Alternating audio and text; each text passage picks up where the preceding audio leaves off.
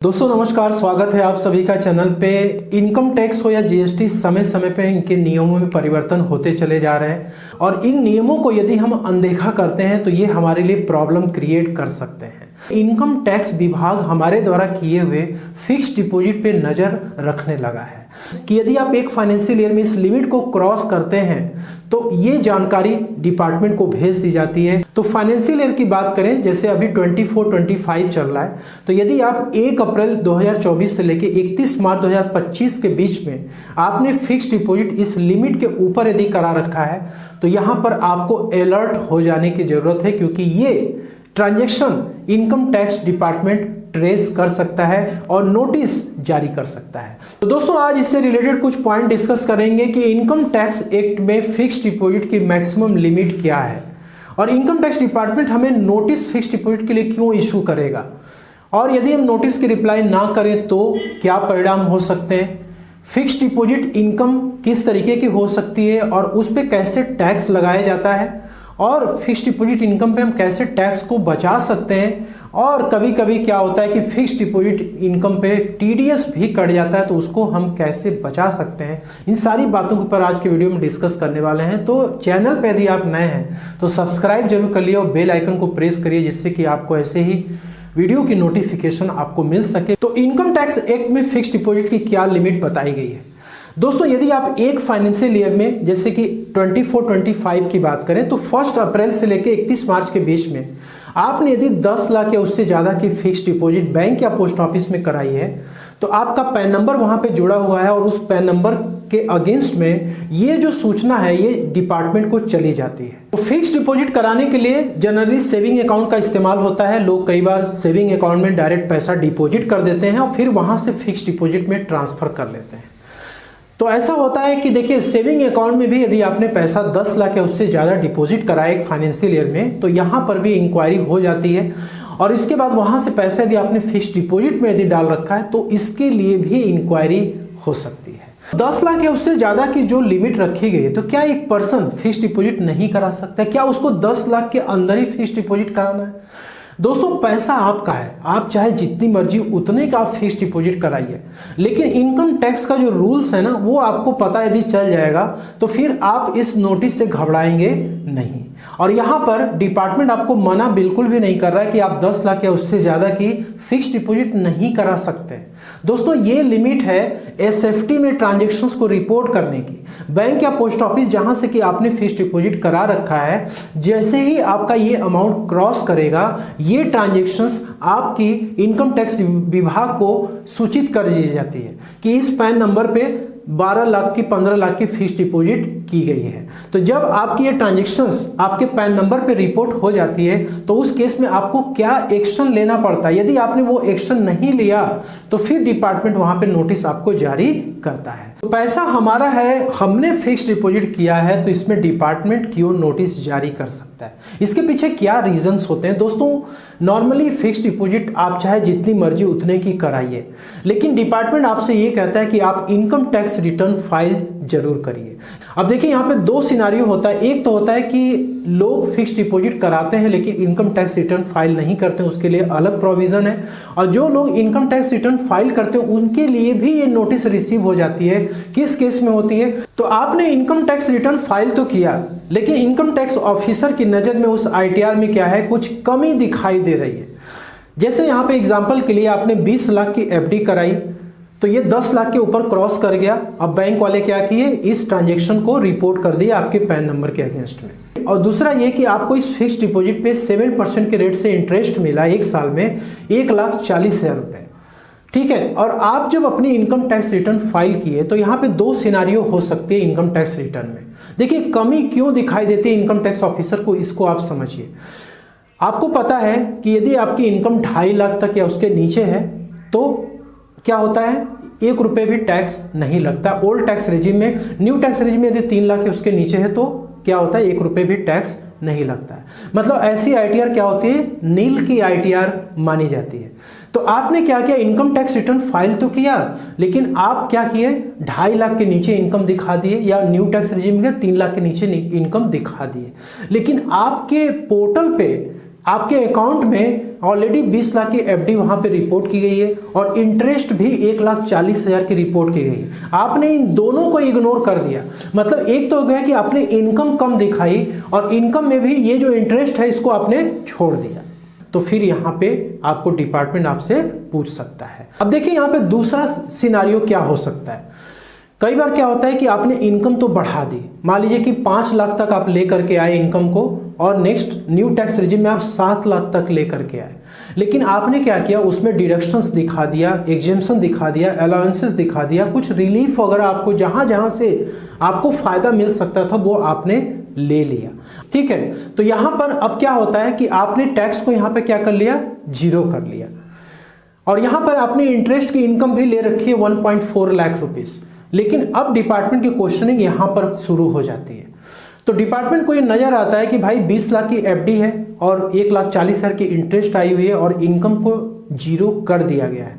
तो यहां पे दोस्तों ये डिस्क्रिपेंसी जब इनकम टैक्स डिपार्टमेंट को दिखाई देती है तो वो इसके लिए आपको सेक्शन 142(1) में नोटिस जारी कर सकता है। आपने जो भी डिडक्शन एग्जेम्पशन अलाउंसेस लिया है, जो आपने डॉक्यूमेंट्री प्रूफ दिया हुआ है, बहुत लोग इसका प्रूफ नहीं दे पाते हैं। ठीक, तो आपने इसका कोई प्रूफ नहीं दिया और दूसरा ये है कि आपने प्रूफ दिया लेकिन उससे वो संतुष्ट नहीं है, तो ऐसे केस में क्या करेगा, आपको सेक्शन 143(2) के लिए नोटिस जारी कर सकता है।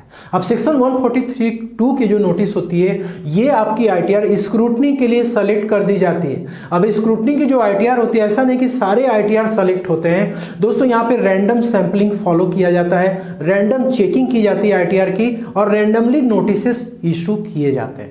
जो भी हाई वैल्यू के ट्रांजेक्शन्स होते हैं, 20 लाख की एफडी आपने कराई है तो ये एक हाई वैल्यू की ट्रांजेक्शन्स हैं, तो इसमें रैंडम सैंपलिंग के माध्यम से आपकी आईटीआर स्क्रूटनी के लिए सेलेक्ट हो सकती है और आपको सेक्शन 143(2) की नोटिस भेजी जाती है कि भाई आप जो है एक बार और आपको मौका दिया जाता है कि आप या तो डिपार्टमेंट पे आकर के बैठिए, अपने रिप्रेजेंटेटिव के साथ आइए, आप खुद आइए और आप अपना पूरा प्रूफ ले करके आइए जो कुछ भी आपने अपने आईटीआर में दिखाया हुआ है। दूसरा ऑप्शन होता है कि आपको ऑनलाइन भी ये सुविधा मिलती है कि आप सेक्शन 143(2) की नोटिस की रिप्लाई आप कर सकते हैं। ठीक है, तो आपको जो मौका मिलता है, यदि आप 143(2) में भी यदि आपने बिल्कुल सही तरीके से डॉक्यूमेंट दे दिया, जो कुछ भी आपने आईटीआर में अपने क्लेम किया है और आपकी ये इनकम जस्टिफाई हो जाती है और आपकी ये एफडी भी जस्टिफाई हो जाती है, तो यहीं पे केस क्लोज हो जाएगा। तो यदि इनकम टैक्स ऑफिसर 143(2) की जो रिप्लाई आपने दे दी उससे संतुष्ट नहीं होता है तो आपको सेक्शन 143(3) की नोटिस जारी कर सकता है, जो कि असेसमेंट ऑर्डर का होगा।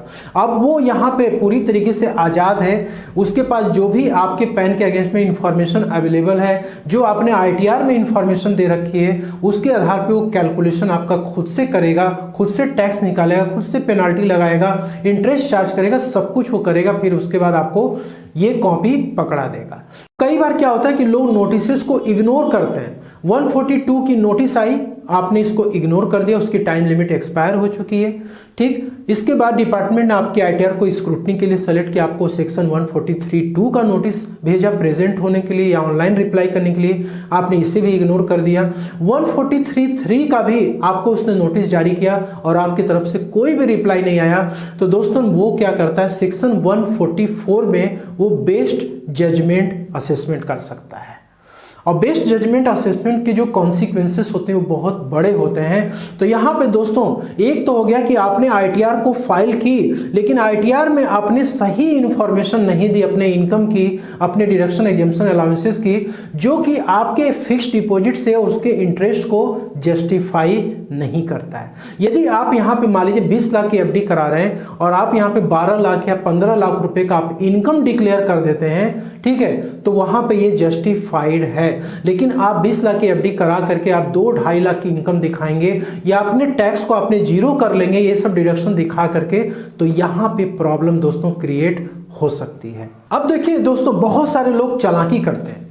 चालाकी ये करते हैं कि फिक्स्ड डिपॉजिट लोग करा दिए, इनकम टैक्स रिटर्न फाइल ही नहीं कर रहे, और वो पहले क्या करेगा, आपको सेक्शन 142(1) में नोटिस भेजेगा कि भाई आपके पैन नंबर पे 15 लाख रुपए की एफडी रिपोर्ट की गई है और आपने इनकम टैक्स रिटर्न फाइल नहीं किया, ये पैसा आपके पास कहां से आया। और यहाँ पे सेक्शन 68 का भी नोटिस आपको वो भेज सकता है। जो पैसा आपके पास आया उसकी एक्सप्लेनेशन, उसका स्पेसिफिकेशन आपसे मांग सकता है, पूछ सकता है। ठीक, तो दोस्तों यहाँ पे क्या होता है, अब मान लीजिए कि आपने बिल्कुल सही सही सब कुछ कर दिया, सारे डॉक्यूमेंट्स आपने दे दिए, ITR आपने फाइल कर दिया, तो आपका केस वहीं पे क्लोज हो जाएगा। लेकिन आपने इसको इग्नोर कर दिया, आपने इनकम टैक्स रिटर्न फाइल नहीं की, आपने इस नोटिस की कोई रिप्लाई नहीं दी, तो उस केस में यहाँ पर भी बेस्ड जजमेंट असेसमेंट सेक्शन 144 में हो सकता है। और यहाँ पे जो केसेस क्लोज होते हैं वो हायर टैक्सेबल इनकम से क्लोज होते हैं, और फिर उसके बाद हायर टैक्स भी लगा सकता है और हायर पेनाल्टी भी लगा सकता है। तो यहाँ पर ये प्रॉब्लम लोगों को क्रिएट हो जाती है। यदि आप पहले से इस रूल्स को दोस्तों जानते रहेंगे तो आप इस प्रकार की पेनाल्टी से, हायर टैक्स से आप बच सकते हैं, और यहाँ पर आपका टाइम, मनी, एनर्जी सब वेस्ट होता है और जल्दी इसके सॉल्यूशंस निकल के नहीं आते हैं। अब यहाँ पे बात करते हैं कि यदि आपको नोटिस रिसीव हो चुकी है और आपने रिप्लाई नहीं की है तो उसके कॉन्सिक्वेंसेस क्या हो सकते हैं। तो नॉर्मली देखिए, एक तो हो गया कि बेस्ड जजमेंट असेसमेंट होगा सेक्शन 144 का। दूसरा ये रहेगा कि आपके ऊपर पेनाल्टी भी लगाई जा सकती है 10,000 रुपये तक की सेक्शन 271B में। और कई बार क्या होता है कि कुछ केसेस में जेल की भी सजा हो सकती है, जो कि 1 से लेकर 7 साल तक हो जाती है। अब बात करते हैं कि फिक्स्ड डिपॉजिट पे किस टाइप की इनकम पे टैक्स लगता है। तो फिक्स्ड डिपॉजिट पे जनरली आपको इंटरेस्ट इनकम ही होती है। अब नॉर्मली बैंक हो या पोस्ट ऑफिस हो, आपको इंटरेस्ट देते हैं, तो उस इंटरेस्ट को वो क्या करते हैं, रिपोर्ट करते हैं आपके पैन के अगेंस्ट में। मान लीजिए 8 लाख की FD कराई और आपको 7% का इंटरेस्ट रेट मिल रहा है, तो आपकी इंटरेस्ट इनकम कितनी होगी, 56,000 हो गई। ये 56,000 आपके पैन पे रिपोर्ट हो जाएगी, और इस इनकम को आपको इनकम फ्रॉम अदर सोर्सेस में रिपोर्ट करना होता है, और ये स्लैब रेट से टैक्सेबल होता है। तो नॉर्मल यदि आप बात करें तो यदि आप 5 लाख तक की इनकम दिखा रहे हैं, तो ये इनकम आपका यदि इसमें इंक्लूडेड है 5 लाख में, तो आपकी टैक्स 0 हो जाती है। यदि आप न्यू टैक्स रिजिम में फाइल करें 7 लाख में, यदि ये इनकम आपने इंक्लूड कर दिया, तो आपकी टैक्स नील हो जाएगी। प्रॉब्लम तब होती है जब लोग इस इंटरेस्ट इनकम को अपने इनकम टैक्स रिटर्न में दिखाते ही नहीं है। अब यहाँ पे क्वेश्चन आता है कि फिक्स्ड डिपॉजिट इनकम जो भी होती है उस पर कैसे हम टैक्स को सेव कर सकते हैं। तो मैंने बताया पहला काम तो ये कि आपको अपने ITR में उस इनकम को लेनी है, और दूसरा है कि TDS का भी आपको ध्यान में रखना है। नॉर्मली क्या होता है, सेक्शन 194A में TDS डिडक्ट किया जाता है। यदि आप एक नॉर्मल सिटीजन है तो 40,000 के ऊपर यदि 1 साल में आपको ब्याज मिला है, इंटरेस्ट मिला है, तो ये TDS इस पर 10% के रेट से कट जाता है। बैंक वाले काट लेते हैं, वही आप डिपॉजिट करा देते हैं अपने पैन नंबर पे। यदि सीनियर सिटीजन है तो 50,000 रुपये के यदि ऊपर क्रॉस करता है तो सेक्शन 192A में यहाँ पर भी 10% का TDS कट जाता है। ठीक है, अब मान लीजिए आपने 8 लाख की यहाँ पे कराई 7% का, 56,000 इंटरेस्ट इनकम हुआ, तो आपका TDS यहाँ पे कितना बैंक वाला काटा, 5600 काटा, और ये TDS आपकी डिपॉजिट हो जाती है। अब आप जब इनकम टैक्स रिटर्न को फाइल कर रहे हैं तो 5 लाख के अंडर में ही आपकी इनकम आ रही है, वहां पे आपने क्या किया, इस इंटरेस्ट इनकम को आपने शो कर दिया, आपकी टैक्स यहाँ पे नील हो जाती है। जो TDS आपका कटा है ये TDS रिफंड हो जाता है। तो आप यहाँ पे टैक्स अपना क्या किए, बचा लिए, 5600 आपको मिल गया, वापस मिल गया। और दूसरा है कि आपकी इनकम वाली 5 लाख के ऊपर चली गई, 5,05,000 हो गई और आपकी टैक्स बनी 14,040 रुपये, लेकिन आपका TDS पहले से ही कटा था, तो आपने कितना सेव कर लिया, 5,600, और आपको नेट में कितना पे करना है, 8,440। सीनियर सिटीजन केस में क्या होता है कि सेविंग और फिक्स्ड डिपॉजिट दोनों के लिए 50,000 तक का डिडक्शन ओल्ड टैक्स रेजिम में सेक्शन 80 TTB में मिल जाता है। लेकिन न्यू टैक्स रेजिम में यदि आप जाएंगे तो आपको ये जो डिडक्शन है 50,000 का, ये आपको नहीं मिलता है। और इसके बाद दूसरा ऑप्शन होता है कि आप टैक्स सेवर फिक्स्ड डिपॉजिट ले सकते हैं, जो कि 5 साल के लिए लॉक इन पीरियड के साथ आता है। तो इसमें आपको 80C में, यदि आप ओल्ड टैक्स रेजिम में फाइल कर रहे हैं तो आपको 80C में मैक्सिमम 1.5 लाख रुपए तक की छूट मिल जाती है। हाँ, ये है कि जो इंटरेस्ट इस पर मिलता है वो टैक्सेबल होता है, ठीक है, लेकिन वही है कि आपको जब डिडक्शन यहाँ पे 1.5 लाख रुपए का मिल रहा है, ठीक है, तो आपका कहीं ना कहीं ये सेविंग हो जाता है टैक्स का।